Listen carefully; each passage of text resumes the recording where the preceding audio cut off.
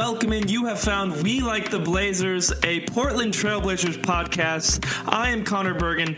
That is Brandon Goldner Mullen. We are the 21st century ambassadors of giving Chris Murray more minutes, of Tankathon, of the 90s movie Mystic Pizza starring Julia Roberts. Brandon, Whoa. What's going on? Deep cut. Deep cut. I'm unfamiliar with the Julia Roberts movie Mystic Pizza. 10-second synopsis, please, Mr. Bergen. Julia Roberts, her sister, and a friend grow up in Mystic, Connecticut, small town, working at a pizza parlor called Mystic Pizza, I think. And they learn to come of age and learn about love and what they want in life, all while serving that great, delicious pizza. It's a pizza pie. As living in New Haven, Connecticut, the pizza capital of the world, according to some people, I have a fondness for this movie I've never heard of until now. Connor, we just got done watching Interstellar, and I have to plug the podcast Is This Good?, which is a comedy podcast that talks about kind of Seinfeldian common things in life and whether or not they're good, but they have a special that they do every now and again called Is This Bad?, where they rewatch movies that are, at the time at least, were critically acclaimed, and they're like, upon watching them again, is this movie actually bad?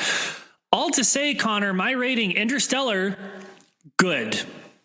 Yeah. And look, I get it. It's like kind of sniffing its own farts with the most scientifically accurate movie of all time. Apparently, astrophysicists have confirmed that the way that they approach gravity and how it impacts time and space is all as accurate as it could be. And so it's a little, but like, hey man, good movie. I enjoyed it. Can't that only be a good thing? That makes me respect it more.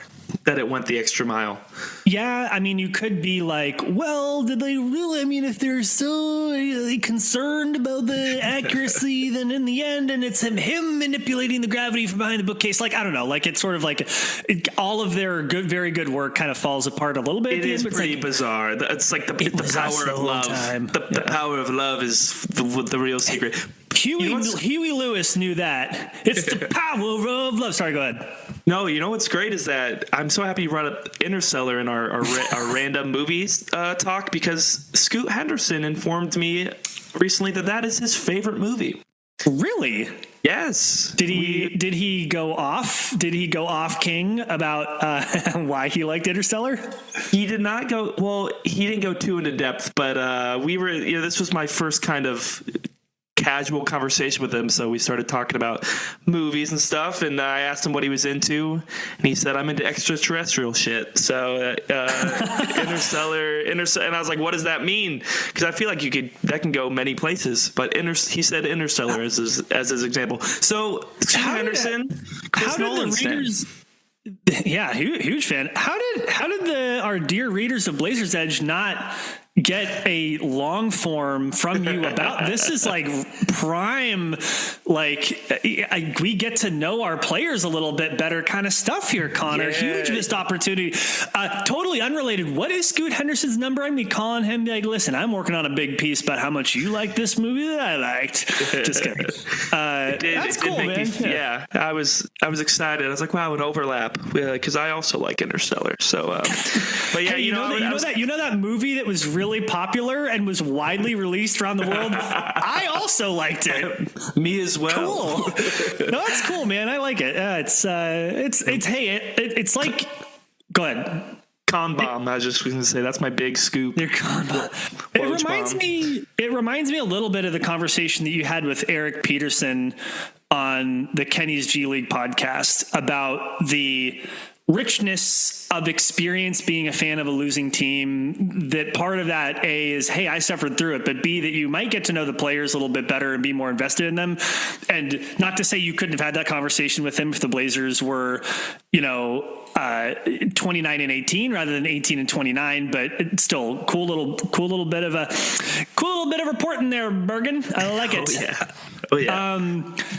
Well, speaking of our Portland Trailblazers, they recently played a game against a team and against a certain player who we all know and perhaps even love. Tell us more about this, Connor. Yep, Damian Lillard came home, second year in a row, coming back to the Moda Center as a opponent. And go on, please. And so, I'm so sorry. I've been bad already. And I'm always bad about interrupting. What is it that Damian Lillard did just before tip-off that had the whole world buzzing? Well, I will say the piece I wrote on the event of Dame coming back again was kind of about the power of time and another year of separation and the healing of wounds and emotions. And this, what you're talking about, feeds directly into that. Damian Lillard, he dapped up Joe Cronin, the Blazers general manager. The dap Joey C. heard around the world. Yeah. You actually did the brief little write-up on Blazers Edge, Brandon. What was your thoughts on the dap up? Was it a genuine dap up, do you think, or was it you're right there, I have to dap you up? I think it was genuine, and I do want to take this moment to briefly share the words and work of a brilliant sports writer whose name is Brandon Goldner Mullen. Reporting from my living room in New Haven, Connecticut. I'm just going to read the end of the story. It's very fast. With the camera zoomed in, Dame stepped toward Cronin, looked him square in the face, and dapped him up. Though Dame was mic'd up, it was difficult to make out what he said. But to this writer, Connor, it was hard not to imagine what was being said through garbled audio. Could it be whispers of sweet promises to return to Portland one day? It's impossible to tell. But for tonight, the visual of a hearty dap between two old colleagues would have to be enough. And it was enough. It was so good. I think it was genuine because, I mean, he goes from I don't know who the other maybe team officials or Portland adjacent people who were sitting. Dwayne Hankins, team president, and then Jody Allen. Yeah. There's even someone before Dwayne Hankins then. But yeah, and then he gives Jody Allen, I don't know, gives Jody Allen the big hug. I think that even during the most contentious portion of Dame's trade, I think that he still had good things to say about Jody Allen. But it was funny because I don't mean to overanalyze this, but of course I do. When Dame turned to Joe Cronin, it was so intentional and his hand was so big. Like the greeting for the dap was not like a half-assed little, it was like, I'm looking right at you and we are doing this. I'd like to think that it was for both of them a very public and perhaps performative, but visual closure to a painful chapter, maybe more so for Dame than for Cronin. And I also think it was, and tell me if you agree with this, I believe it was intentional as part of yes, I'm just confirming that I would come back here at some point. I do think that. I really do. Jokes aside. I think that's always been on the table. Even whether the dap up happened or not, because it sounds like he's been telling people from what I've heard that he's so open to coming back when the time is right. I took the dap up. If it was performative about anything, it was just hey, we are cordial. Me and Joe are on a cordial basis once again. There was no it's not so bad that we can't shake each other's hands and say hello. This is not going to be a Jimmy Butler, Pat Riley thing or Jimmy Butler insert team name here thing.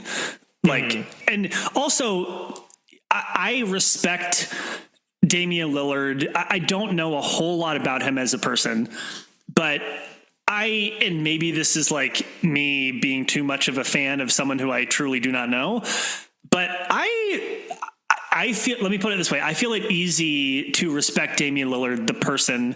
And I do buy into a little bit of the myth of Damian Lillard being a genuine human being. And by myth, I mean, not people who I respect who have been closer to Dame to a person have been he's a genuine human being. And so I like that part about him. And most genuine human beings will feel a certain way if something like what happened with Dame and the team happens. and also will want to at some point move on from that. And I think that's really cool.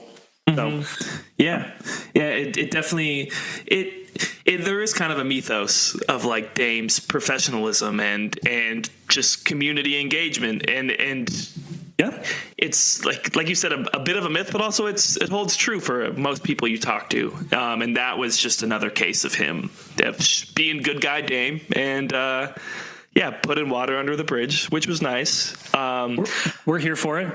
Yeah, we're here for the dap up. I want to get like you kind of did it, but I want to get like a body language expert to just do the full deep dive on what that was. I already told you that his phalanges were fully extended. Yeah. Okay. By the way, I didn't get a chance to comment, but great prose right there. I enjoyed the very. I haven't read Hemingway, but I'm going to say very Hemingway-esque. Speaking of prose, I did write a pretty lengthy piece for that game. I broke out the first-person language, which I haven't done too much this year, because I really was going into that game on like a hunt for the unexplainable, like. Because people had talked about so much last year about electricity. I kept hearing that word, like, oh, the building was electric when Dame came back last year. And while I wasn't expecting it, obviously, to reach those heights, I was expecting some kind of just different feeling of seeing the man come back and him be just, he was such a legend. See what it's like to have him be back in the building. Perhaps, Connor, a certain je ne sais quoi. Did you read the article? Of course I did. Oh, fantastic. Those were his words, everybody. Connor Brandon, yay! I was like, no way. We had the same thought. Yeah. I'm so sorry. Oh, you're good.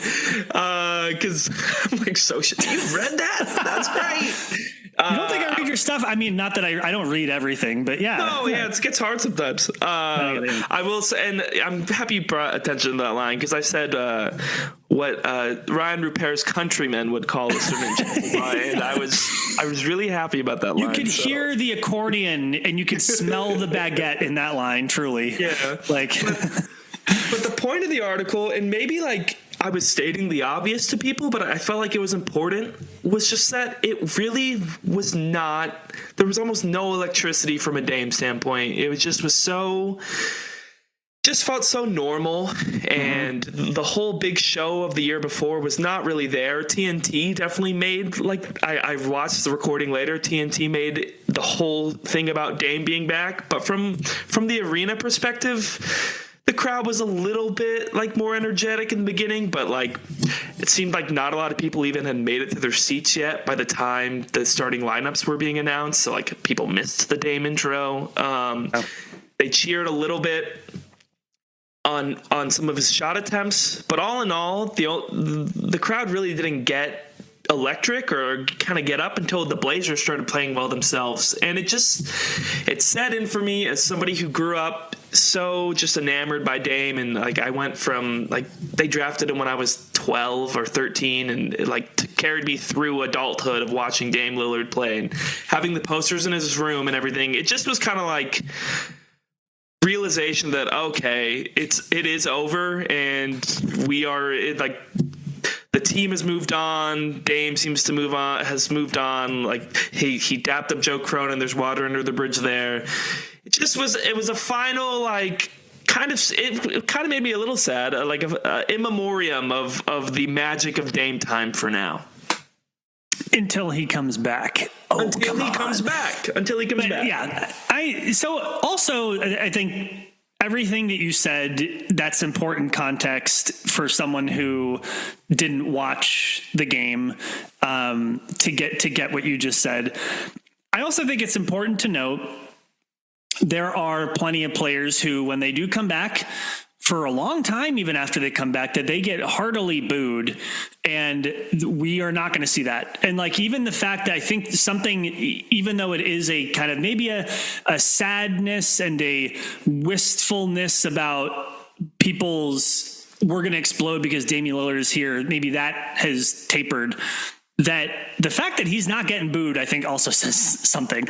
That's true. And, that's a good point, because I didn't want after I wrote it, I was like, oh, I hope there was a comment that said, like, people still love to see him, which was true. I wasn't saying that he wasn't warmly greeted and Dame didn't feel the love. Like, it's always going to be different and, like, a special bond between both Dame and the Blazers.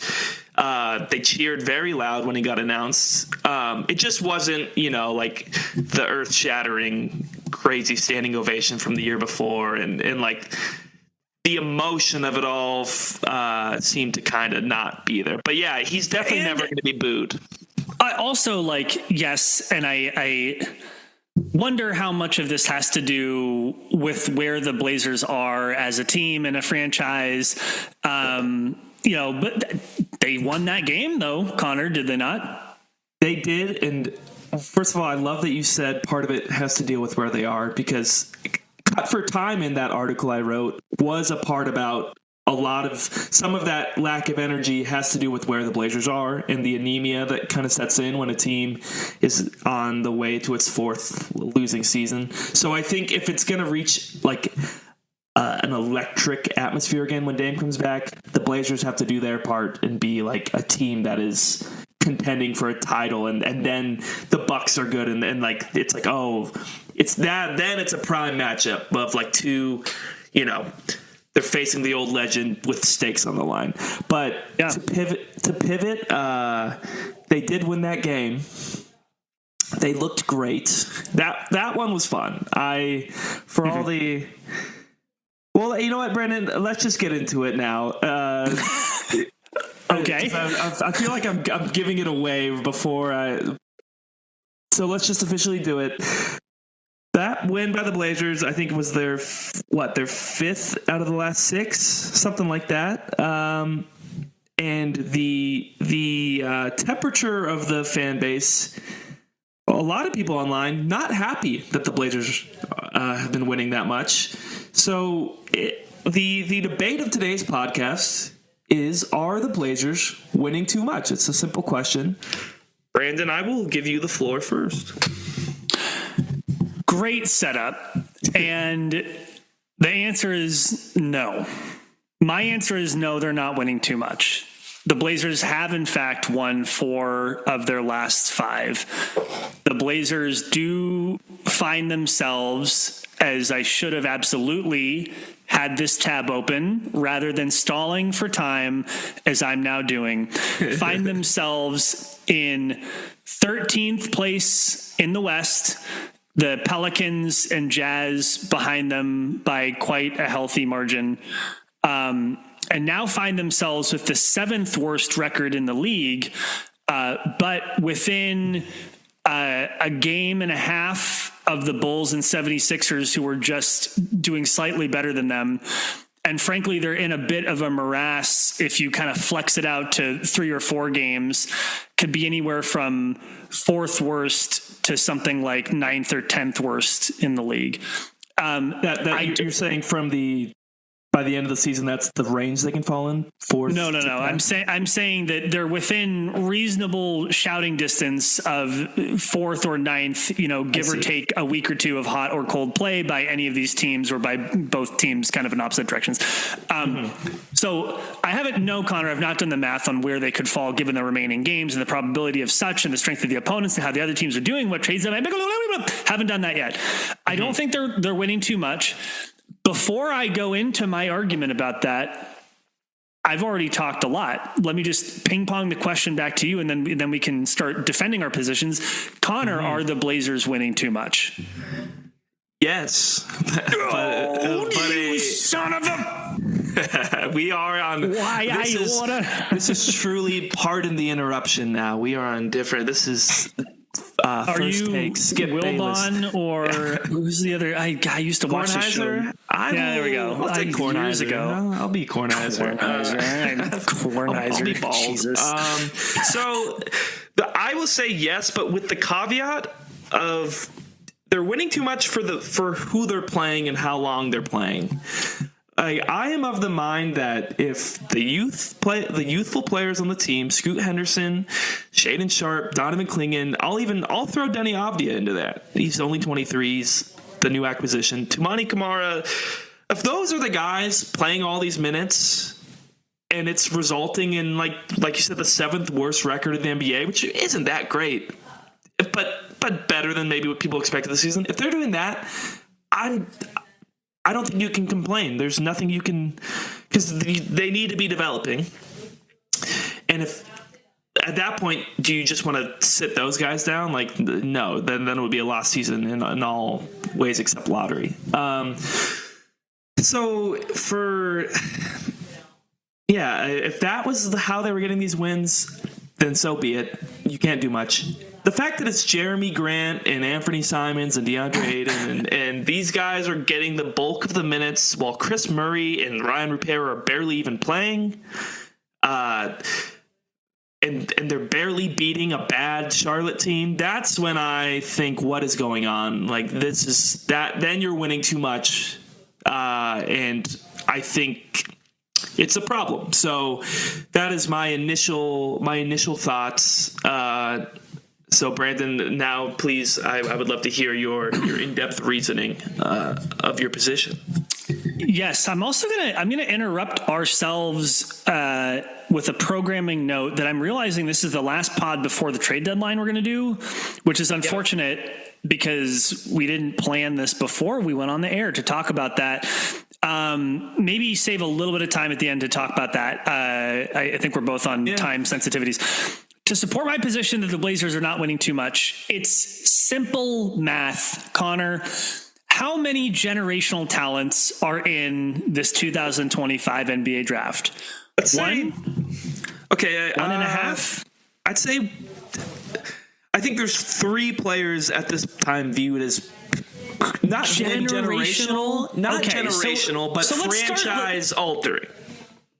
All right, fine. We'll take your framing, and I guess we could have parsed it out a little bit, but 3. I'm splitting hairs here. Not generational, franchise altering. Well, to be fair, I actually do understand the difference. One of them will absolutely elevate and go into the annals of NBA history. The other one is will help.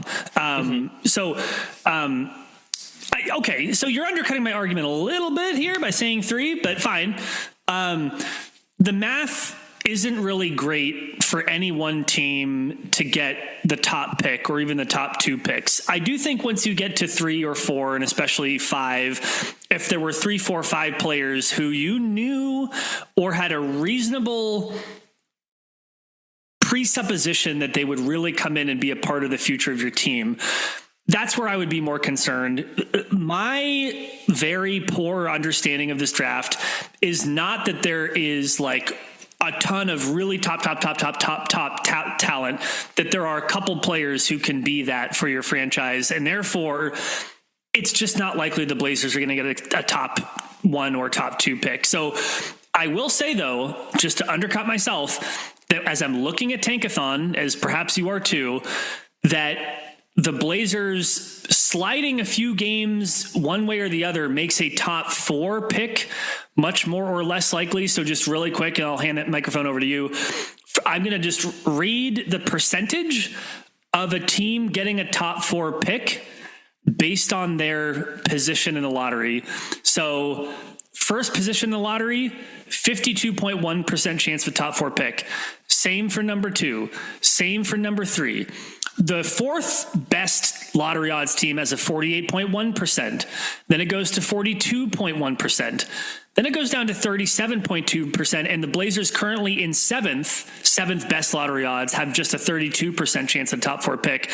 And then 26.3, 20.3, and 13.9 to round out the top 10. So there at some point around where the Blazers are, it does become statistically meaningfully less likely that they'll get a top 4 pick.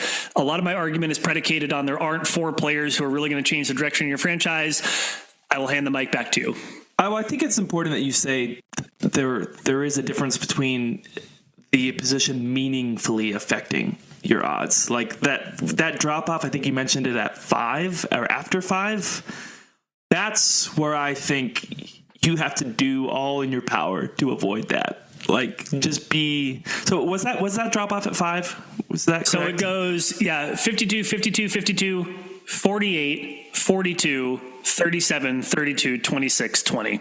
Okay, so yeah, I like as long as they're in that, like, man, I just don't want it to get down to in those 30s. That's when I'm like, come on, like you got to give yourself a little bit more chance. Connor, even if you're the worst team, it's a 50-50 shot of getting a top 4 pick.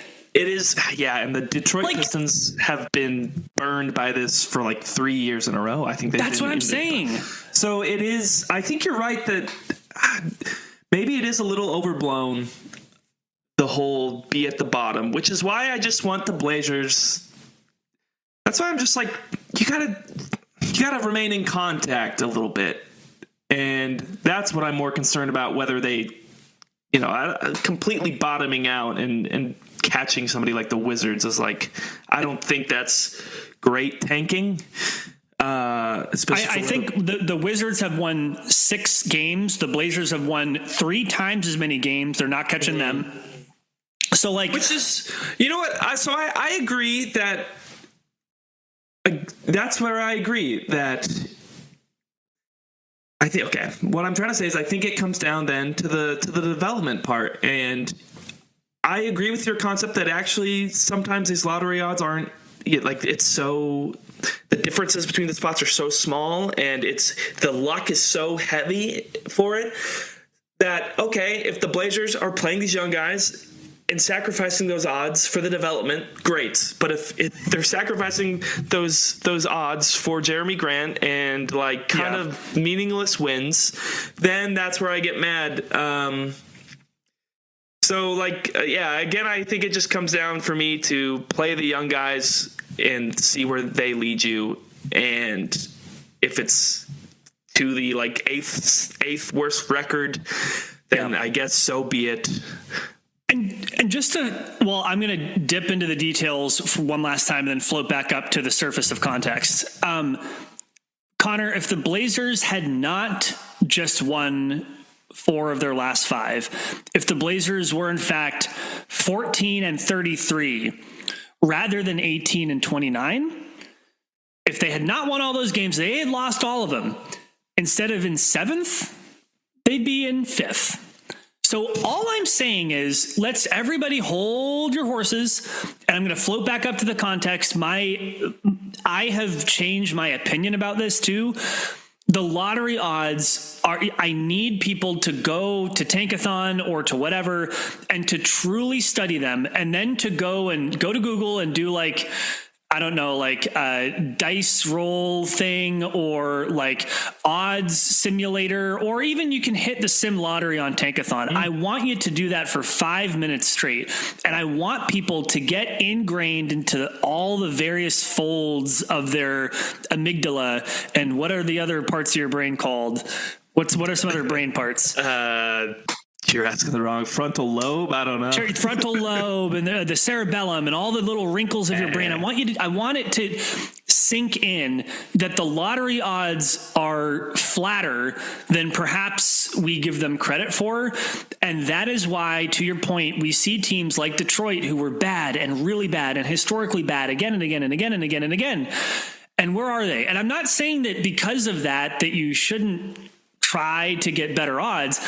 I'm just saying I don't think we should be as freaked out about it as some may be. I think it's a good message. Like, exercise some perspective on lottery odds. Like last year, the Blazers fought tooth and nail at the end to get to the 4th worst record, and they dropped back and got 7th. And I actually am pretty happy with who they got at 7th. So I think it's a good PSA, Brandon. I truly do. To just exercise caution. Also, and the NBA season, it changes so much week to week. Like, they're on a hot streak right now.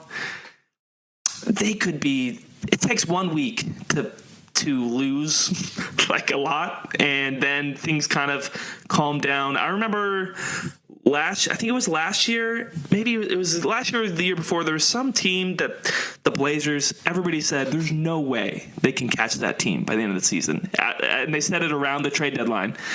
and I think the Blazers ended up catching them in the worst record standing. So like, there's so much stuff that has to play out, and there is a bit of reactionary like freak out that happens after 1 week, and it's like, I'm always of the mind. Exercise some perspective, always. One more thing, maybe we'll touch ever so briefly on free agency and then let ourselves go. One more thing. Strength of schedule for the rest of the year. The Blazers find themselves right in the meaty middle of strength of schedule for the rest of the year. Their opponents have an average of a 50.5% winning percentage, which is right in the median. The team with the strongest remaining schedule, the toughest remaining schedule, the Phoenix Suns, 54% winning percentage for their opponents. The team with the easiest schedule is Toronto. Their opponents have a 45% remaining schedule. So really this window is a 10% range from 45 to 55-ish percent. And just to say that among the strongest remaining schedules, so teams that may lose the most remaining games, you do have New Orleans, you do have the Jazz. Those teams are below the Blazers and maybe slightly more likely to stay there. But some of the teams with the easiest remaining schedules do include Toronto, which is just above the Blazers in lottery odds, the Washington Wizards, who the Blazers are not going to catch, the Philadelphia 76ers, who were just slightly better than the Blazers. By the way, Philadelphia, what a weird year for them. And then I think they have to win too. I think there's something with their picks where like they have no incentive to bottom out, I think. There's something good. There's something in the water in Philadelphia. There's some weird stuff going on there. So there you go. My sage advice is don't worry about it. Don't worry about it. Really quick, Connor, I know that we're short on time. By the time we record next, the Blazers will have traded their entire team away for just lottery picks, right? That's what I'm told is going to happen. But there have been all sorts of think pieces and podcasts, like the Dunked On podcast, if you subscribe to them, did a very in-depth mock trade deadline, which they've been doing for a decade, which is cool because it includes people like Kevin Pelton, who is a Seattle native and knows a lot about the Blazers.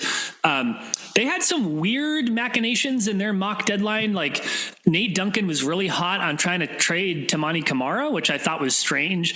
And the whole national media is, by the way, that's very weird for another time. And they're all stupid deals. And they're people, it's not like the aggregation farms that are doing it. It's like people I like. Bobby Marks did a bad one. Tamani Kamara is here to stay, everybody. All right, go on. Their podcast had the Blazers trading Kamara for Gigi Jackson on the Memphis Grizzlies and a first. I don't really understand that. Anyway, but leaving that aside, as we go into the trade deadline, what do you think? And this is, do not aggregate this. This is just pure speculation. What do you think the Blazers might do? You don't even have to name names, but like, what do you think is the most likely outcome from they've traded every veteran to they did nothing? What do you get the sense is perhaps the most likely general outcome of this trade deadline? And then we'll come back next week and see how wrong we were. Yeah, I hate to say, but like, it seems that the most likely outcome is they make a few small moves on the sidelines, like Duop Reith, Matisse Thybulle, maybe Rob Williams, which that would be obviously bigger compared to those two, but he's easiest to move. I think those are the most likely because they're the easiest to get done. I wouldn't love that. I think people would be upset. I am damn near the point, and I think it's possible that Jeremy Grant and or Anthony Simons get traded. I definitely think that is not out of the question. I'm damn near the point of like maybe even take a lesser deal than you thought you could get to send out one or both of those guys. I agree. Just to lend to role clarity and open up the space and just make things, just fully commit to the new guys and just clear things up and get some, just clear up the vibes going on. And I think it would help everybody involved if that happened. I totally agree with you. I also think kind of looming over this is that Anthony Simons only has a year and a half left on his deal, which is to say a year after this year, which is to say he's going to be at that point after the end of this deal. So after the end of next year, I believe he will be 27. So Anthony Simons at that point will be looking for his perhaps last, but he'll be looking for something contract-wise. Looking for security.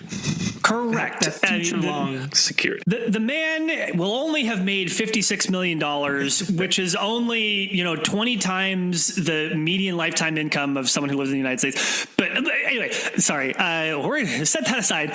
I agree with you. I want to make this clear. Regardless of what they may do, which it unfortunately feels like closer to not do anything than do something, which I think is a mistake. I do think they have to clear up the roster. I do think they have to make people's roles more well-defined. This jerking around Shaden Sharp and Scoot Henderson has to stop. Actually, this is ridiculous. This is really, really sad. And you keep telling yourself that the reason why that's happening is that, well, they've got to showcase those starters in order to trade them. So then trade them. And I'm also, did you like that? Yeah, it was like you cut out the drive-through microphone trick. But yes, take a little bit less, bite the bullet. Yeah, you could have, would have, should have traded Jeremy Grant and Anthony Simons for more value before. Yes, the trade market is rather tepid now. Bite the bullet and do it. And I think particularly on Simons, to be stuck, quote unquote, with Simons as an expiring deal and lose him for nothing and have him continue eating up 30 plus minutes a game would be really bad. I do think that Joe Cronin, if you're listening, Papa Joe, Joey C, big homie, just do it, man. Just look to the Nike billboard and just do it. Okay.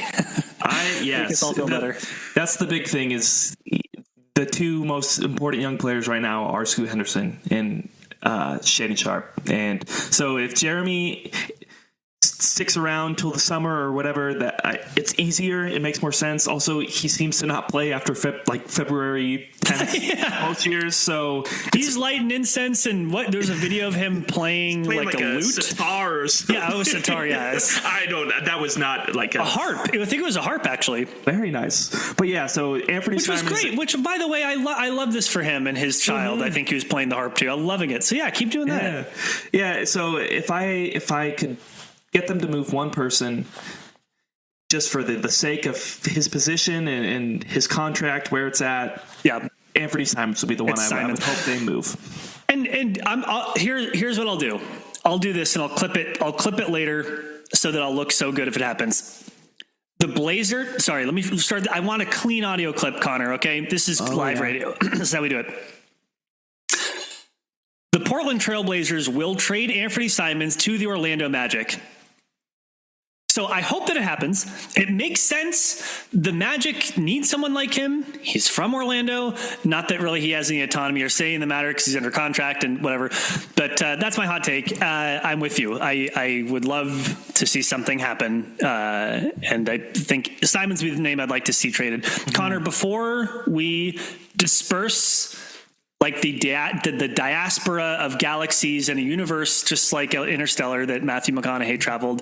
And, good for him for finding Murph in the end, after all. Is there anything else that you wanted to say or share before we adjourn? I will say if they do move Simons, it's nice that one of the lasting memories of his long career with the Blazers would be a final great performance on TNT where he beat Dame and scored 30. Like that's a nice for all the like baggage that follows him just because, and a lot of it's not his fault, but just his position and where he fits right now, a nice and proper send off for Simons. So it would work.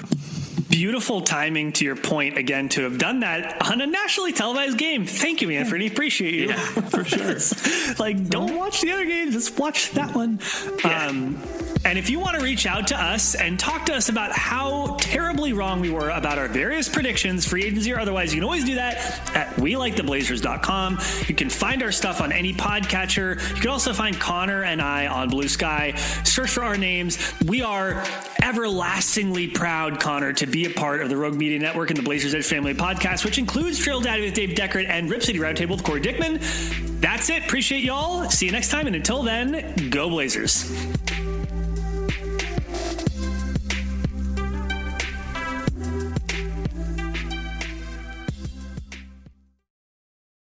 Can't believe that you did me like this, baby. Okay, I don't know what that was.